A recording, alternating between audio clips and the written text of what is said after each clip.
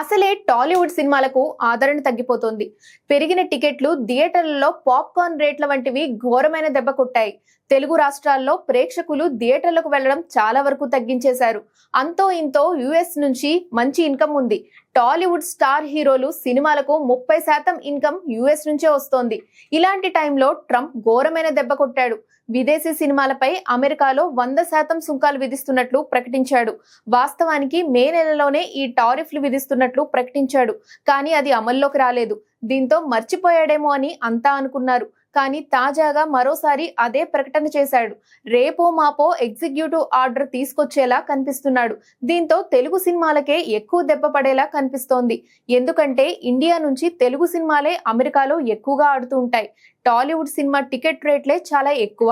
అందుకు తగ్గట్టే కలెక్షన్లు కూడా బాగానే వస్తున్నాయి. మరీ ముఖ్యంగా టాలీవుడ్ లో స్టార్ హీరోలైన మహేష్ బాబు, పవన్ కళ్యాణ్, ప్రభాస్, అల్లు అర్జున్, ఎన్టీఆర్, రామ్ చరణ్, నాని లాంటి హీరోల సినిమాలకు అక్కడ మంచి డిమాండ్ ఉంది.